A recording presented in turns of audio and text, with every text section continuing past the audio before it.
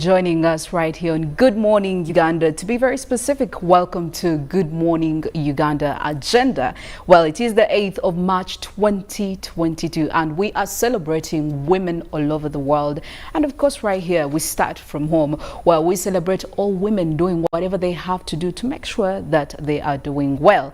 And this morning, we are going to be focusing on the women in business. But before we get into all that, I am glad to inform you that I am joined by quite a panel of very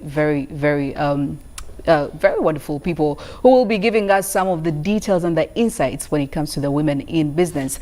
And of course, I will start off with the woman member of parliament, Honorable Kabahenda Flavia, who is joining us this morning, of course, representing Kyegegwa district in the 11th parliament of Uganda. Good morning, Honorable. Good morning. Thank you for joining us. Thank you. And happy Women's Day. Happy Women's Day to you.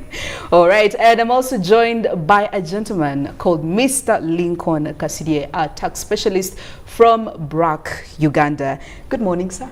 Morning to you. Thank you for joining us this morning. It's a pleasure to have you here. Well, this morning, the topic of discussion is going to be centered around government policies, programs implemented at local government levels and the opportunities that they create for women in business to thrive. Now, this is quite a very good topic that we need to venture into. Now that we are looking at women empowerment, gender equality, you know, how can we be able to make sure that we drive the women to achieve some of their goals they want? Business, we have seen quite a whole lot of men you try to dominate this, but also women trying to forge their way around this sector. But also, just to start off maybe with you, Honorable, what are some of the some of the projects that government is bringing up to make sure that they involve women fully into the world of business? Yeah, I want to take this opportunity first of all to actually introduce myself fully. Yes. That I am Kabahenda Flavia Rwabhoro. I represent the people of Kyegegwa district. I'm the chairperson of the Committee on Gender, Labour and Social Development in Parliament. And I'm the chairperson and inaugural chairperson of the Uganda Parliamentary Forum on Social Protection. And I wanted to bring those out because in my discussion, I will not forget to talk about them. But I wish all of you women, starting with my mom, because she bore a very astute woman. And I'm delighted that she bore me, and I want to wish her a happy Women's Day. I want to wish a happy Women's Day to all my sisters, my daughters, all of you, the women of Uganda and the women of the world. Happy Women's Day. And that the theme for this Women's Day is equality today for a sustainable development tomorrow. Yes. And of course, the slogan that we have is to break the bias. And I'm very happy that I'm here now to discuss a topic, to discuss a structure that I don't see so much into the discussion, and yet they are the closest to client, the local government. Before I became a member of parliament, I was a female youth councillor when we were still under Kabarole district. And when we moved to Kyenjojo district, because Kabarole got split into Kamwenge and Kyenjojo, and in Kyenjojo I was the pioneer district councillor representing Kyegegwa when it was still a sub-county. Yes. And today I am the woman MP for Kyegegwa. So I know some bits of local government because I was even chairing a committee in the local government, actually the Committee on Production. But like I said, the local governments are supposed to touch the base, the people at the base. Some people call them abantu ba wansi, others call them abantu ba bulijjo, some others call them abawejere, but for me, I want to call them the people at the base. Yes. And whenever you have no base, then don't talk about anything, because the base is the foundation. And for as long as the local governments will not address the issues at the base, then that is why even the top is shaking.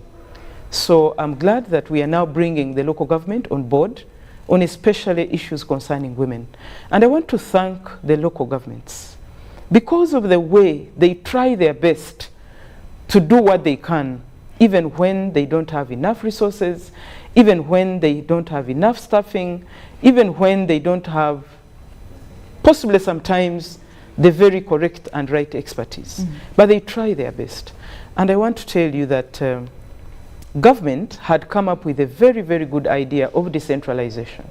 And I thought it was going to grow into a local governments that are going to stand and be able to make decisions and be able to raise their own revenue and resources and ensure that the people that they lead are going to have the right services. Unfortunately, that decentralization is being recalled slowly by slowly, and we seem to go back to centralization. Yes. And that's how the local governments now have started limping. But nevertheless, I would like to congratulate them upon this Women's Day. I want to thank them heartily that they are trying their best. Yes. And the local governments are doing a lot of things because they have a budget. My district has a budget. Yes. It's now closing to around 27 billion. And that is very little for a district that has a population of 700,000 people with 20 sub-counties and 3 constituencies. The population is very high given the budget that they run, but at the same time they try to do what they can. And for the women, we can talk about the women entrepreneurs. They are not very different from the local women, because even those that we say are entrepreneurs are involved in informal. Most of them are in informal sector. They are women in the markets. They are women who are in seed companies picking beans and picking rice. Yes. They are women who are sweeping in the towns. They are women who are sweeping and cleaning in the administrative units. There are women who board these cars, trucks, to go to markets, makeshift markets. And so when we talk about women entrepreneurs, and I look at Chegegwa, and I don't know who I am talking about. I'm not talking about women manufacturers because they are not there Yes. in Chegegwa, unless you want to tell me those who make liquid soap, if we want to call them manufacturers, possibly. But they are at that very small scale kind of entrepreneurship. Nevertheless, the women are resolved to making money. Women are resolved to entering the labor market and the service sector to ensure that they also participate in the money economy to build not only their households but also their communities.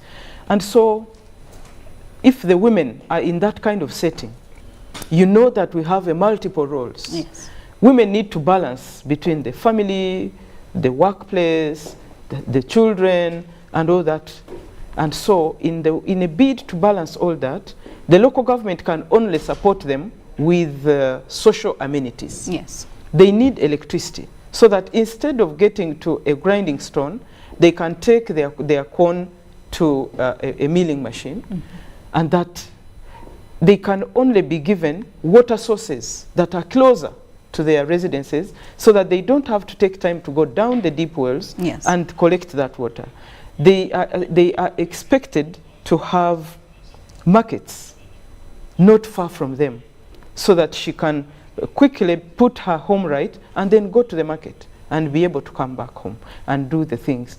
You can only assist them with the early childhood development centers where they can leave their small babies so that they don't have to carry them to the workplaces, or somehow daycares, and you can only give them roads so that if she has to get on a bike, she's quick and she can reach her market, she can reach her health center, she can reach wherever she wants to go to do shopping and come back safely without having accidents. You can only put health centers nearer to them and put facilities and equipment and supplies into that health center so that her health is guaranteed. And so I love that the local governments are trying to budget for all that. But it stops at budget because the collection of resources is a different thing. They love to serve these women by giving them all these social facilities and amenities so that they can have the time to work, make money, and be able to sustain themselves and sustain their families. But the problem has been the money, the resource envelope, because what the central government sends to those local governments is far too little. Secondly, they may even send it late so that time is up and then they recall it and then they will start telling you that the districts and local governments are returning money that they have failed to absorb, and yet the time at which it is released does not allow them to do anything with it but to return it. And so I want to start on a note of really appreciating the hard time that the local governments go through, but at the same time they are resolved to making sure that these are done. I want to tell you that of course the Local Governments Act is very clear that 30% of the local government's political leadership should be women. But that again creates a problem to us. We love it that the women are there, but when a woman has to represent 3 sub-counties and a man represents 1 sub-county, and you expect this woman to work, to perform the same way, and yet they are getting the same pay with a man who only has 1 sub-county and this woman has 3 sub-counties, almost a third of the whole constituency or a third of even the district sometimes, I think that becomes unfair, that women will hardly serve and bring their fellow women on board, bring them out from the base and be able to put them in the economy so that they can participate, because these women are overwhelmed. Secondly, the women's participation at the table, at the decision table. I have attended, I was a councillor, I told you, because I was glad that I was one of the councillors who came almost immediately after the Beijing platform. And so it was hard for us, having come from barely anything to now this table, where you're expected to push, where you're expected to really hustle and make sure that the budget for women is that will enable the women to do work, the budget that is going to groups, to community sensitize.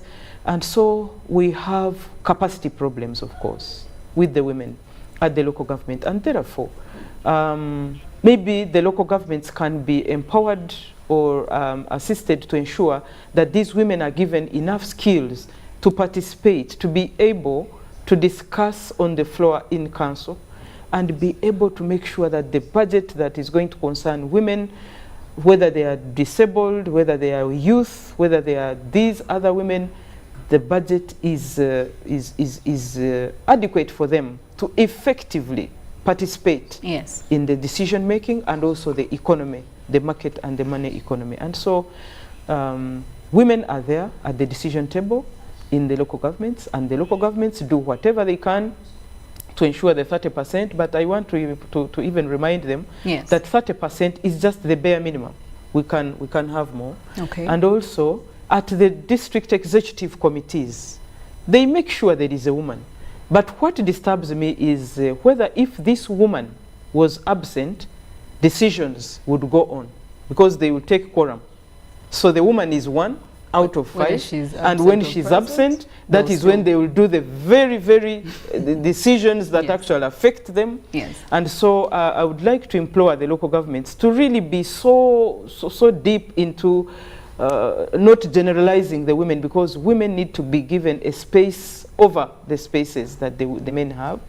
And so, but on the whole, I think I want to really appreciate the local governments for what they try to do with the meager resources they have and the meager kind of expertise they are given. And so we can continue to grow them into units that will ensure the protection of women, the effective participation of women, and effective decision making around the women's needs. Well, we are still discussing the policy programs being implemented at the local government and the business opportunities that they avail to the women to make sure that they thrive. We will return after the break, and of course we'll be getting into more conversation, and we will be joined by Miss Chagulanyi, who will also Miss Chagulanyi Sophie, who will also be giving us more insights on the topic of the day. Good morning, Uganda returns shortly.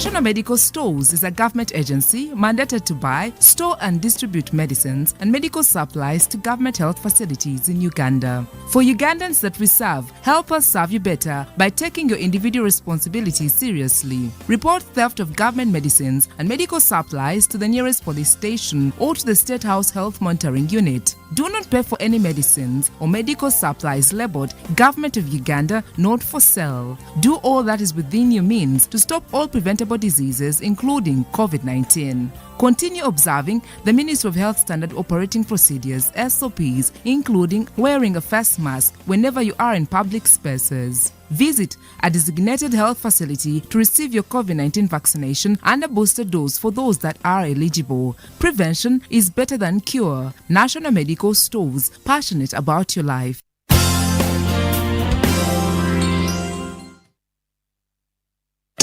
Double MBs. For the same price on daily bundles with Airtel, now you get double MBs for twice your enjoyment. For 250 shillings, you now get double. That's 30 MBs. For only 500 shillings, you get 80 MBs. And for 1,000 Uganda shillings, enjoy 180 MBs. All valid for 24 hours. Dial *175# or use the My Airtel app to enjoy double MBs on your daily bundles for the exact same price. With Airtel, the smartphone network.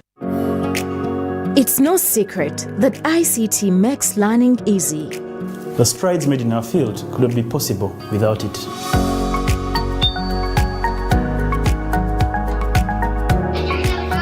And now we can watch our favorite shows. My radio is my best friend. UCC provides an enabling regulatory environment and policy guidance for healthy competition. We also facilitate ease of doing business in the communications sector through licensing, standardization, spectrum management, tariff regulation, rural communication development, and consumer empowerment. An informed consumer is an empowered consumer. UCC supports local content and innovations. Driving the development of a robust communication sector in Uganda is Uganda Communications Commission. COVID-19 is still here with us. As Owechitiwa Peter Maiga, the Prime Minister of Buganda, states, let us all take the necessary precautions. Self-medication is always very dangerous. We should leave medical matters to the medical personnel. It's only a healthy population that can produce wealth. And if you want to work for your well-being, you must care about your health first.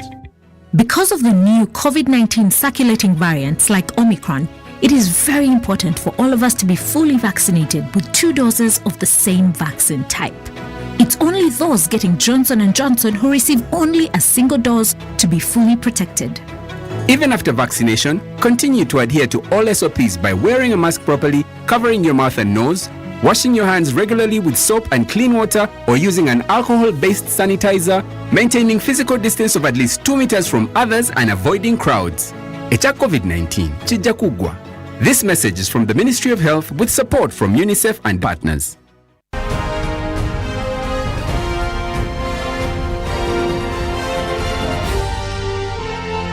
This is Good Morning Uganda.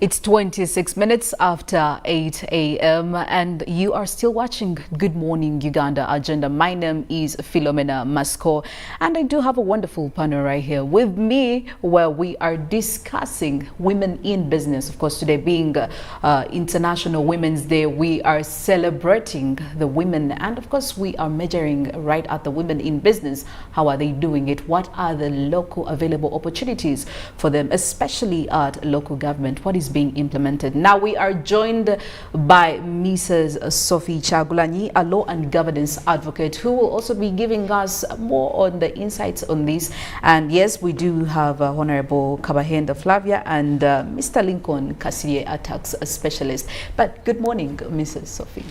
Good morning. Happy International Women's Day. Thank you for joining us. Thank you too, and happy Women's Day to you too, and to our viewers out there. Thank you so much. Well, so as the topic of the discussion suggests, and considering that you are an advocate for law and governance, probably you would be the ideal person to tell us what should women in micro businesses benefit when they meet all the local revenue generation requirements. Thank you so much. Our previous speaker has actually elaborated for us and described who these women in micro businesses are.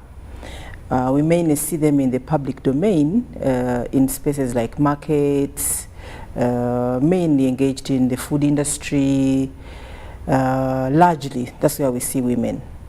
But we all know that women in the industry and women in the markets and women out of home, it was never their space. So because it was never their space, the space was never designed or put in place to accommodate women. What does that mean? That means that several things do not work either in favor or to support women.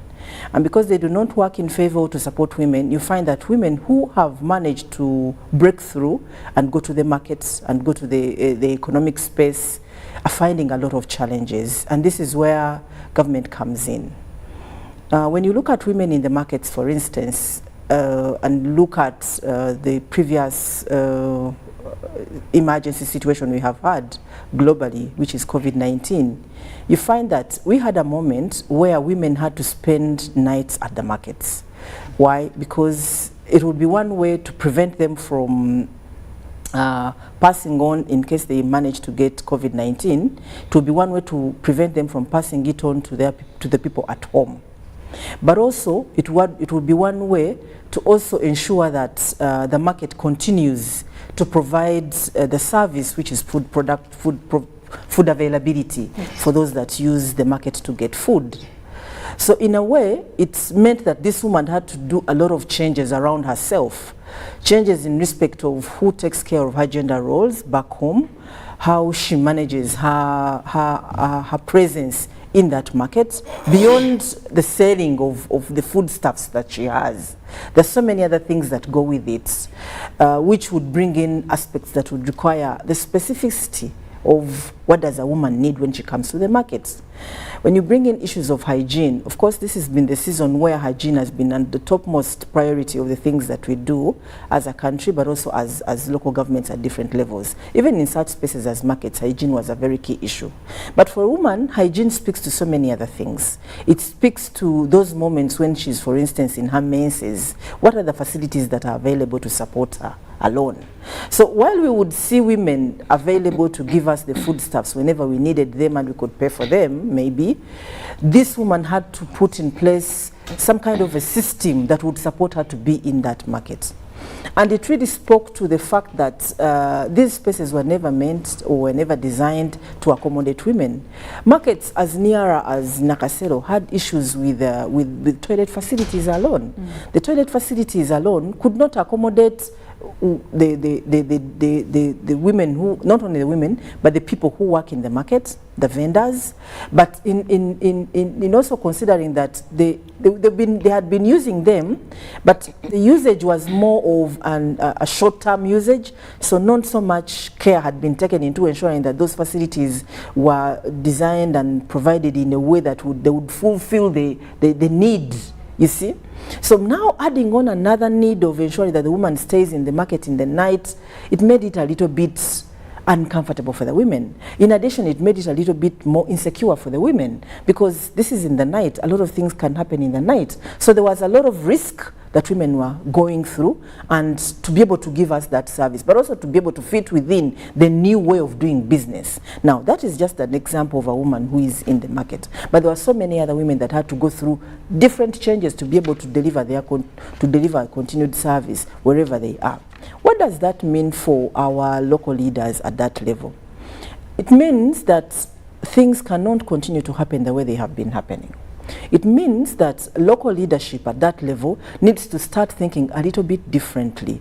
Differently in the sense that if it is a central market, like if you look at the urban area and you look at Kampala as an example, and you look at a central market like Nakasero, what are the amenities in there? What can the local government do to change the setup of the facility alone to accommodate more women in case tomorrow we have another pandemic or another scourge that would allow us to use that facility? How is it provided in a way that can accommodate all the needs that people would have?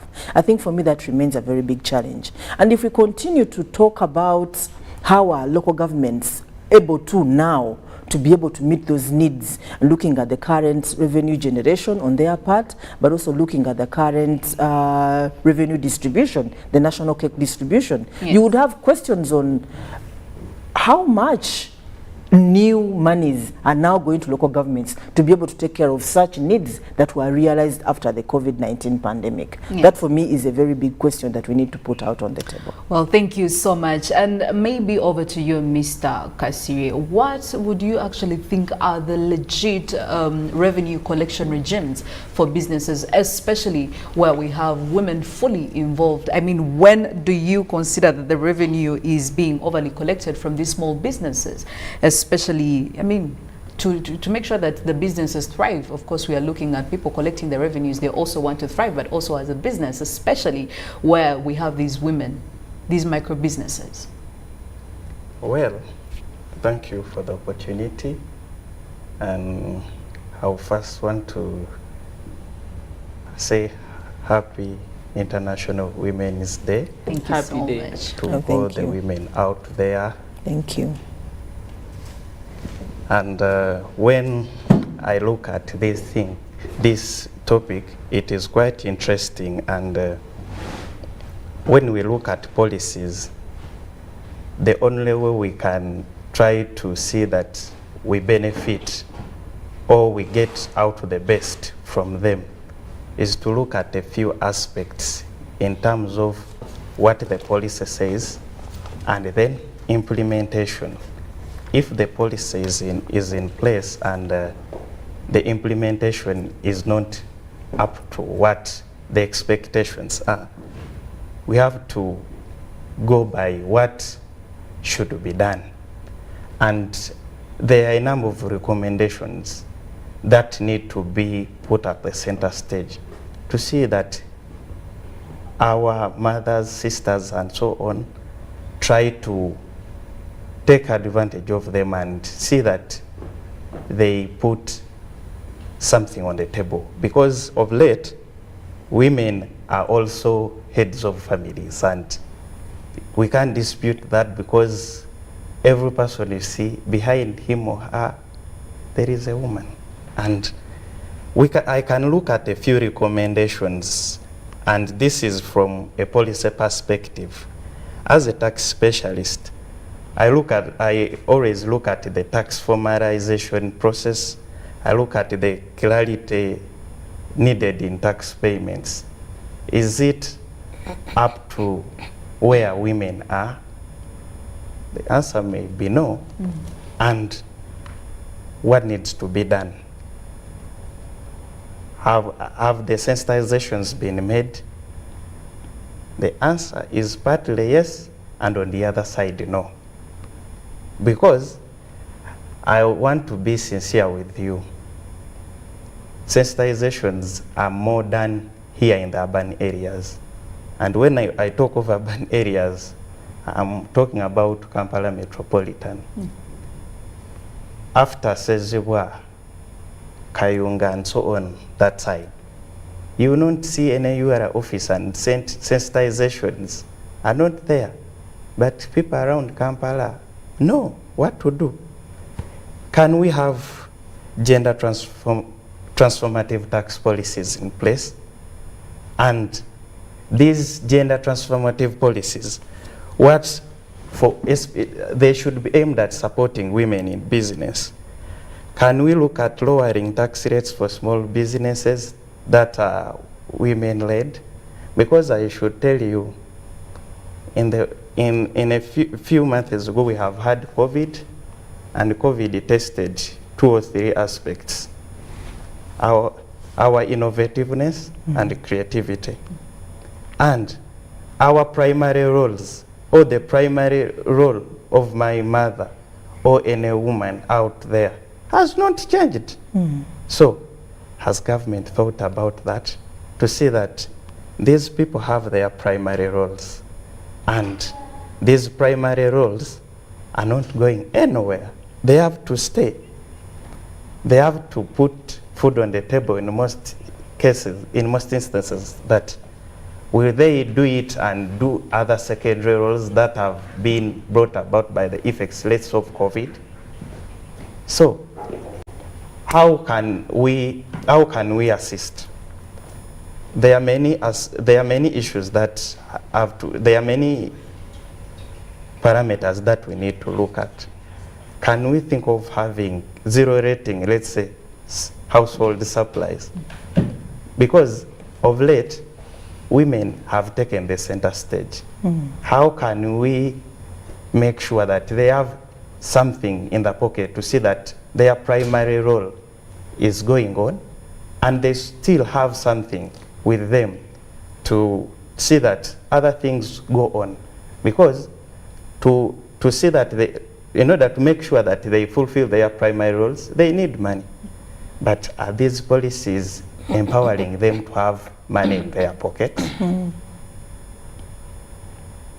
When you zero rate household supplies, or you exempt them from VAT, you're empowering women in one way or the other. And when you empower women, you're going to see a lot of value add. Because as a matter of fact, in one way or the other, when the worst gets to the worst, women are the counselors. They come out, they advise on a few issues here and there. We, the men, we assist. We just assist. But our involvement is still minimal. And how women do it is the case to answer. The more they are empowered, is the more we are going to have value add in this country. Another thing, when we talk about gender-friendly tax education, I always look at tax in many angles. And when I look at how many women are practicing tax or know what to do, and how many women are in business, the figures are not good. And when I talk about gender-friendly tax education, I'm looking at empowering women to have a better understanding. How do these tax things work? How do I comply with my taxes? What do I need to know? Let it not be a matter of compliance. But before I comply, what do I need to know is a question that remains unanswered. And I should tell you, all the stalls that we have around the trading centers, in districts and so on and so forth, 90% are owned by women. Have we empowered them to get it right by way of doing things the right way? The answer is no. And have we had sensitizations to empower women in doing the right thing? Because I should tell you, besides being business alert, our sisters and mothers and all women out there are very creative nowadays when it comes to taking a center stage when it comes to entrepreneurial opportunities that are available for them. The question is, have we assisted them to get it right? Because I should tell you, besides being business alert, world over you have to be tax alert, because there is no government that runs without collecting taxes. Yes. So, stakeholders, we have URA, we have KCCA. Have we thought about our key stakeholders from a gender perspective? They are women. When you go by the figures that I can't quote now, all down there, when you go to Ham, I can give an example. Most of the shops are owned by women. If they are owned by women, what needs to be done? Do they know? Or the regulators just go and close their shops? And do they have to go and do that? The answer is no. They should get back on board and understand why are these people in business. They want to have money in their pockets. Yes. They want to take their children to school. They want to see that their children are going to the best schools. They have health, good health. They can afford all the best communities around. And the issue is, have we gone an extra mile? Because the best, I always tell people in business, the best way you can get it right or reduce your expense in taxes, first of all, is by complying, by doing the right thing. Because when the regulators are coming, they will come with you paying, let's say, the principal tax, their interests, their fines. So, what needs to be done?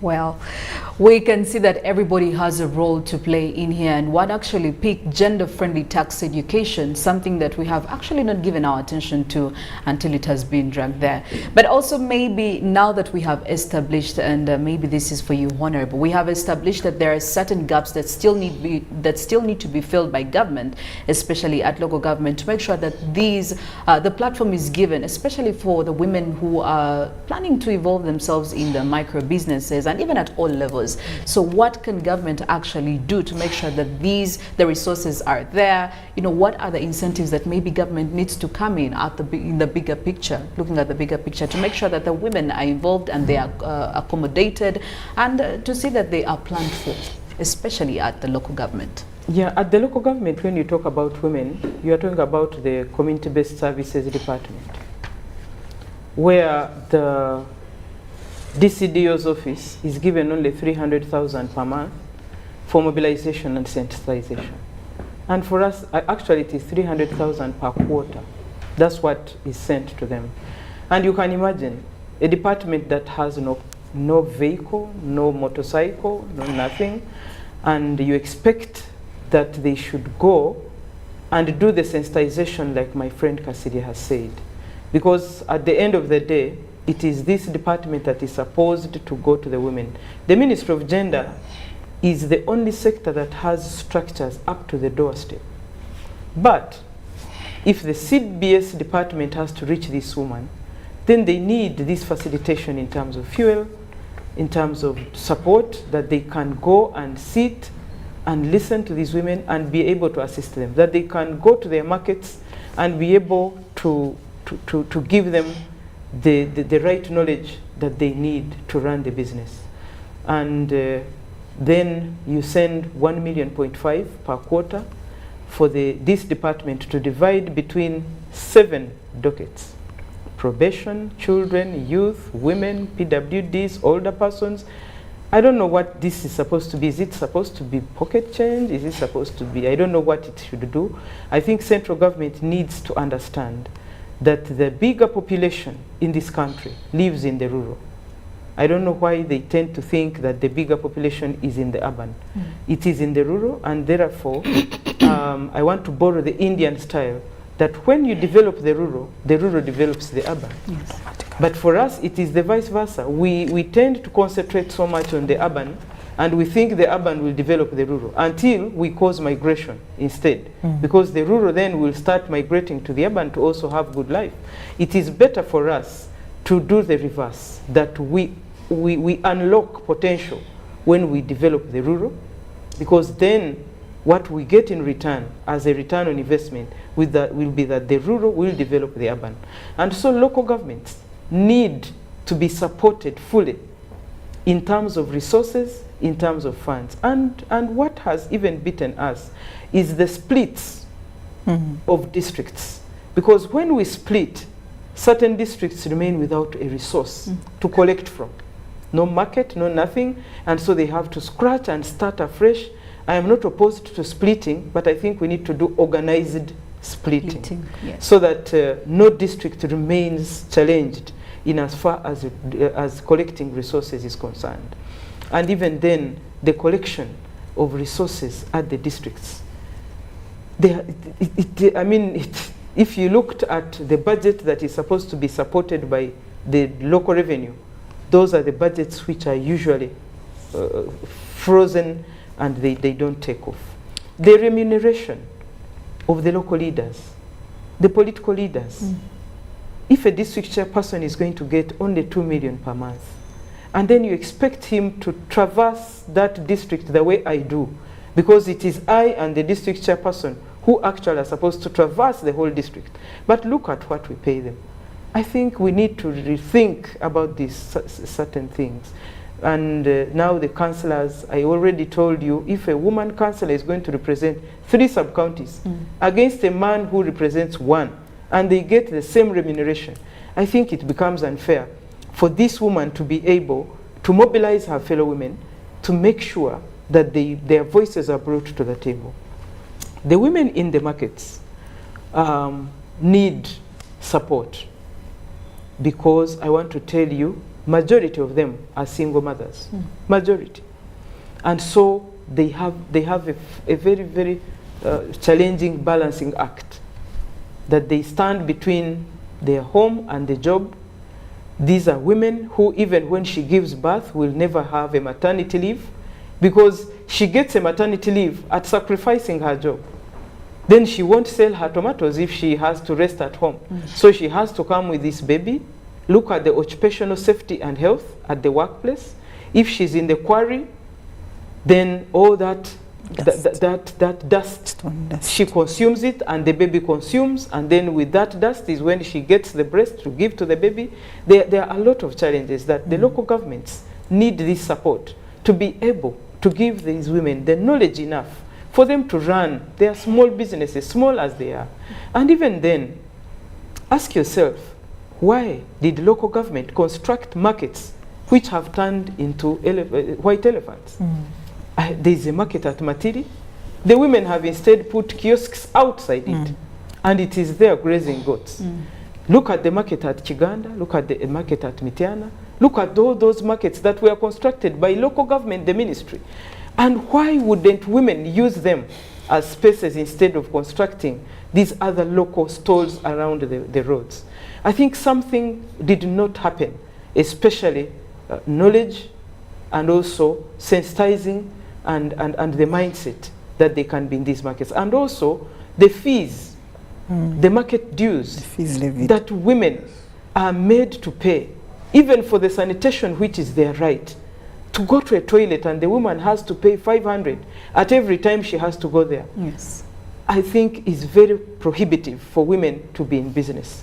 The electricity, how expensive electricity is, becomes prohibitive for this woman to take her corn to the maize mill so that she can save time to do other things. And so at local government level, even the Ministry of Local Government should learn to go to the local. But if it's going to be a Ministry of Local Government that stays in the urban, I think we lose a point.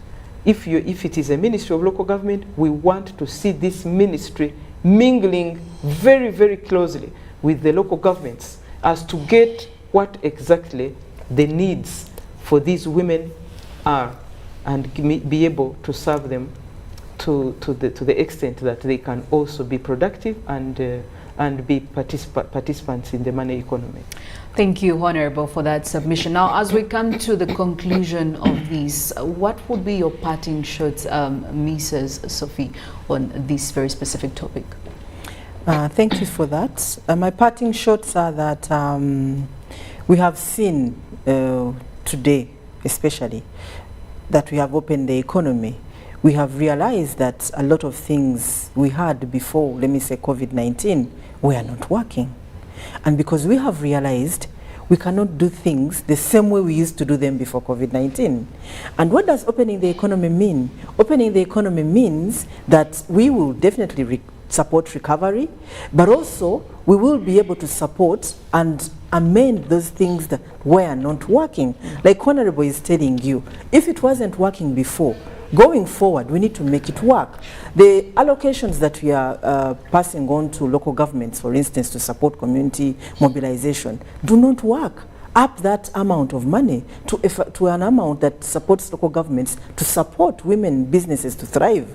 That's what we're talking about. Change the way policies are being implemented at that level, and probably it will foster some elements of inclusion of women, especially women who are in business. Look at the different environments where they are working from and be able to consider and consult them when you're making any new policies. But indeed, it definitely tells us that a lot of things that we thought were working then do not work. The concentration of the urban and the urban centers and maybe the cities is a good concentration because it gives you those that are a certain level. But if you're to go with only those, it means that a larger population, including of women in Uganda, will not be considered in most of the policy implementations that are going on. Specifically on recovery programs and recovery funds that we have seen already being implemented. I think it's key for us to bring out the element that most of them have been designed for a certain level of women. And the women we are talking about, whose turnover is between 3 to 5 million Uganda shillings, or even 7 million Uganda shillings, may not actually benefit from the recovery programs. But remember that this economy was meant to accommodate all. So we need recovery programs that will also go below those whose turnover is 10 million, go below to those whose turnover annually is 3 million. Let's start from there. And of course, we will see an improved economy going forward if we have that mindset. So it has a lot of mindset change. It has a lot of support. It has a lot of awareness raising that will be involved. And it has a lot of understanding how women actually are doing their business and to be able to unique thrive. Needs of women. Yes. All right. Thank you so much. Mr. Kasiye Lincoln, last word. I just want to say thank you to all our viewers, especially the women out there who wake up every day and say, I have to make ends meet, I have to go and do business. And as an offer to all women out there, today is International Women's Day. I'm available for free tax consultations. Okay. Free tax consultations the whole of today. You just feel free to give me a call, an email, or a WhatsApp. I'll respond to that free of charge because we have to celebrate with you. Because it's your day. Thank you so much.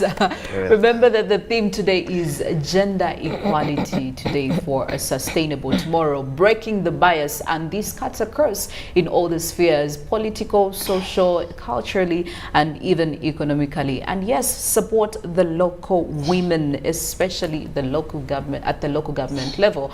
We've heard that we need to give enough funds and resources to make sure that people do their jobs, and the Ministry of Local Government, actually you need to really indulge with the local people. That is how you will know what is on ground, what is happening, and maybe you can get a solid solution to some of these problems and issues that have been put on the table today. Well, that's it from today's GMU agenda, but remember that today we are celebrating, Uganda as a country is joining the rest of the world to celebrate the International Women's Day, and indeed we are having His Excellency Yoweri Kaguta Museveni as the chief guest at these celebrations that will be happening at Kololo Independence Grounds. And of course, UBC TV will be there to give you everything, all the nitty-gritties, all the details as these celebrations unfold. Well, we hope that you don't get to miss any of these. We will be having GMU Extra, or Good Morning Uganda Extra as you may call it, that will be coming through the next hour. So make sure you don't go anywhere. And yes, allow me to again wish you a happy International Women's Day to all the women out there who are trying to make it and trying to see that they forge their way around it, especially the women the women in business. It's not an easy task, but you're doing what you have to do. Have a wonderful and a great Tuesday morning. I am Philomena Masco. Good morning.